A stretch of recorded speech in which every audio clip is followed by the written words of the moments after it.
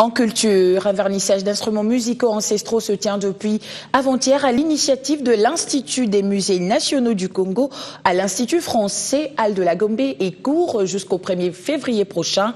Les visiteurs auront les loisirs de plonger dans l'histoire des peuples de la République démocratique du Congo en faveur de la découverte de ces œuvres qui rappellent les airs musicaux des temps passés.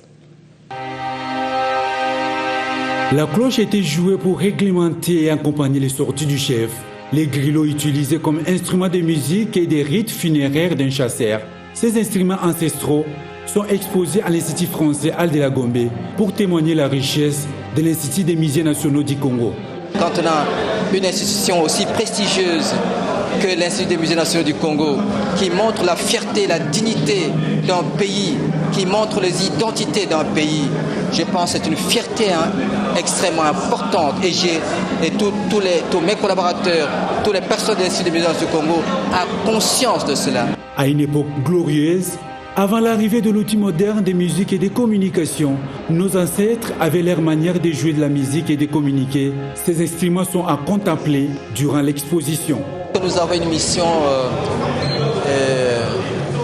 énorme, celle de non seulement de conserver, mais aussi de vulgariser, de diffuser, de promouvoir le patrimoine culturel dont je suis le gardien.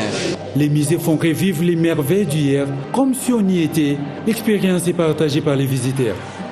Je m'intéresse à tout ce qui est culture de la RDC.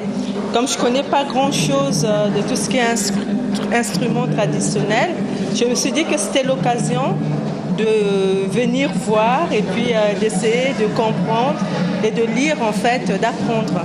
Instrument de musique et de communication d'une époque importante de la République démocratique du Congo, il avait permis de regrouper les peuples, de pacifier. C'est à travers ces objets que nos ancêtres passaient leurs messages et annonces de tous les moments de leur vie.